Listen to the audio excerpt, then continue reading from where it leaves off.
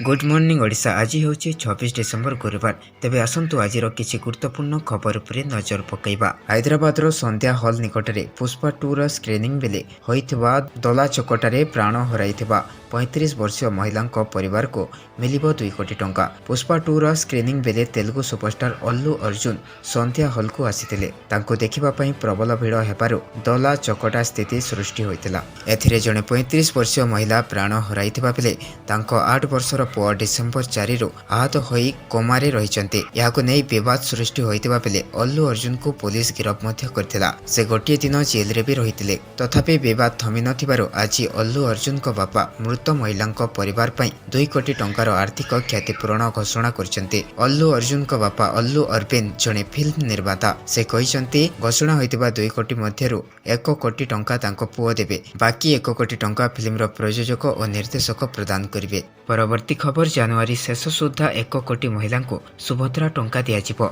मार्च रे एका संगे कोटी हिताधिकारी को मिलिबो द्वितीय किस्ती टंका। एनै सूचना देले मुख्यमंत्री मोहन चरण माझी। 3टी पर्याय रे योग्य महिला अकाउंट रे प्रथम किस्तीर टंका पहुंचीबा परे चतुर्थ पर्याय को अपेक्षा करी रहिसंती अनेक हिताधिकारी। किंतु चतुर्थ पर्याय टंका डिसेम्बर 25 रे देबाकु थिबा बेले एहाकु स्थगित रखा जायछि। तेबे एनै वर्तमान चतुर्थ पर्याय को नै कहा जाउछि जे एही टंका आसंता 2025 जनवरी रे सरकार पठाई पारंती। एही पर्याय रे प्राय 20 लाख रु अधिक हिताधिकारी को एही टंका प्रदान कराजिबो। जांच प्रक्रिया जारी रहितिबारु एही पर्याय टंका विलंब रे दियाजिबो बोली सूचना दैछंती उपमुख्यमंत्री प्रभाती परिडा। परवर्ती खबर प्रबल वर्षा रे बेहाल उपकूल ओडिशा। खोर्धा टांकी रे सर्वाधिक 74 मिलीमीटर वर्षा रेकर्ड। 27 तारिख सकाळ पर्यंत मिलिबनी निस्तार। वर्षा सह घन कुहुड़ी करिबो अस्तव्यस्त। प्रबल वर्षा नै 24 घंटा पर्यंत 14 जिला को येलो अलर्ट जारी। वेलमार्क लो प्रेशर प्रभाव रे आज सारा राज्य रे वर्षा जारी रहिछि। आसंता 24 घंटा पर्यंत राज्य रे एभली वर्षा जारी रहिबो बोली पूर्वानुमान करिछि आंचलिक पाणीपाग केन्द्र। विशेष करी पुरी, खोर्धा, कटक, जगतसिंहपुर, केन्द्रापड़ा, नयागढ़, गंजाम, गजपति, कंधमाल, कलाहांडी, रायगड़ा, नवरंगपुर, कोरापुट एवं मालकानगिरी जिल्ला रे प्रबल वर्षा नै सतर्कता जारी करा जायछि। आसंता काली दक्षिण ओडिशार गंजाम, गजपति, रायगड़ा, मालकानगिरी, नवरंगपुर एवं कलाहांडी रे प्रबल वर्षा हेबो बोली सतर्कता जारी करिछि पाणीपाग केन्द्र। परवर्ती खबर बीजेपीर वरिष्ठ नेता एवं केंद्र मंत्री गिरिराज सिंह बुधवार एक बड़ दाबी करछंती। बिहार मुख्यमंत्री नीतीश कुमार एवं ओडिशार पूर्वतन मुख्यमंत्री नवीन पट्टनायक को भारतर सर्वोच्च नागरिक सम्मान भारत रत्न मिलिबा दरकार बोली केंद्र मंत्री गिरिराज सिंह कहिसंती। निज लोकसभा निर्वाचन मंडली बेगूसराय रे गिरिराज सिंह बिहार मुख्यमंत्री नीतीश कुमार एवं नवीन पट्टनायक को खूब प्रशंसा करछंती।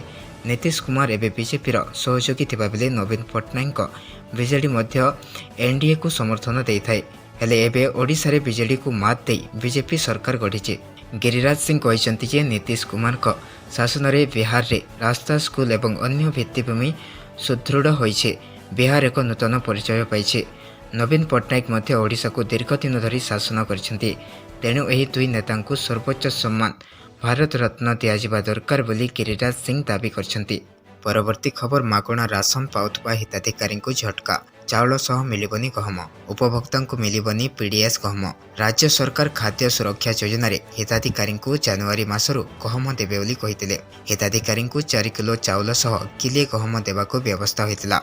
केंद्र सरकार किछि परिमाण रो गहम मंजूरी करिथिले भी परिवहन एवं गोदाम प्रस्तुत करने को समय लगुचे। जेते शीघ्र एसबु व्यवस्था संपूर्ण होइजिबो हिताधिकारी को सरकार देइतिबा प्रतिश्रुति मुताबक गहम देबे बोली कहिसंती जोगाण मंत्री। उपभोक्ता को एबे मिलिबो नाही गहम। जनवरी मासरु चाउल सह गहम देबाको सरकार लक्ष्य रखितिले मध्य किछि कारण जोगो यह संभव होई पारु नाही। राज्य सरकारक अनुरोध क्रमे जदियो किछि परिमाण रो गहम मंजूर करिसंती केंद्र सरकार, किंतु गहम जोगाण पई एबे राज्य सरकार संपूर्ण प्रस्तुत नथिबा केंद्र को जणाइछंती। राज्य सरकारक पक्षरु कहा जाउछि जे विशेष करी परिवहन और गोदाम प्रस्तुत करने को समय लगुछि। जेते शीघ्र ए व्यवस्था होइजिबो ता परठु लोकंकु चाउल सहित गहम जोगाई दियाजिबो बोली खाद्य जोगाण मंत्री कहिसंती।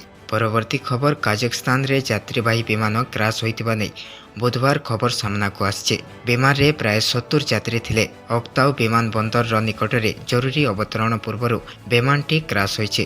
ଦୁର୍ଘଟଣାଗ୍ରସ୍ତ ବିମାନଟି ଆଜରବୈଜାନ ଏୟାରଲାଇନ୍ସ ବୋଲି ଜଣାପଡ଼ିଛି। 70 ଜଣ ଯାତ୍ରୀଙ୍କୁ ନେଇ ବିମାନଟି ବାକୁରୁ ଗ୍ରଜାନି ଯାଉଥିଲା। ଜରୁରୀ ଅବତରଣ ମାଗିବାର କିଛି ସମୟ ପୂର୍ବରୁ ହିଁ କ୍ରାସ୍ ହୋଇଛି। ଖବର ପାଇ ଉଦ୍ଧାରକାରୀ ଦଳ ଘଟଣାସ୍ଥଳରେ ପହଞ୍ଚି ଉଦ୍ଧାର କାର୍ଯ୍ୟ ଆରମ୍ଭ କରିଥିବା ବେଳେ କେତେ ଜଣ ମୃତ୍ୟୁ ଓ ଜୀବିତ ସେ ନେଇ କୌଣସି ସୂଚନା ମିଳିନାହିଁ। ପରବର୍ତ୍ତୀ ଖବର ସାରା ରାଜ୍ୟରେ ମଣ୍ଡିରେ ଧାନ ବିକ୍ରି ହେଉନାହିଁ ଏକଥା ସ୍ୱୀକାର କରିଛନ୍ତି କେନ୍ଦ୍ରମନ୍ତ୍ରୀ ଧର୍ମେନ୍ଦ୍ର ପ୍ରଧାନ।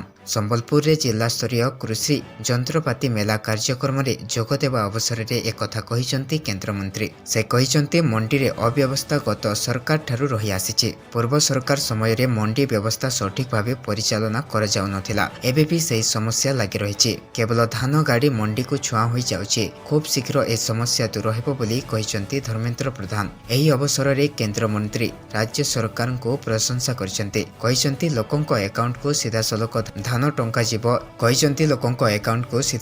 ଧାନ ଟଙ୍କା ଯିବ ଏବଂ ମଧ୍ୟସ୍ଥି କିପରି ହଟିବ ସେହି କାମରେ ସରକାର ଲାଗିଛନ୍ତି। ଆସନ୍ତା ବର୍ଷଠାରୁ ମଣ୍ଡିରେ ଧାନ ବିକ୍ରି ହେବ ବୋଲି ସୂଚନା ଦେଇଛନ୍ତି ଧର୍ମେନ୍ଦ୍ର ପ୍ରଧାନ। ପରବର୍ତ୍ତୀ ଖବର ସାରା ବିଶ୍ୱବାସୀଙ୍କ ବିଶ୍ୱାସ ହେଉଛନ୍ତି ଶ୍ରୀ ଜଗନ୍ନାଥ। ତାଙ୍କ ମହିମା ଶ୍ରଦ୍ଧାଳୁଙ୍କୁ ପୁରୀକୁ ଟାଣି ଆଣିଥାଏ। ଏହା ଟ୍ରାଭେଲପିଡ଼ିଆ ରିପୋର୍ଟସରେ ସ୍ପଷ୍ଟ ହୋଇଛି।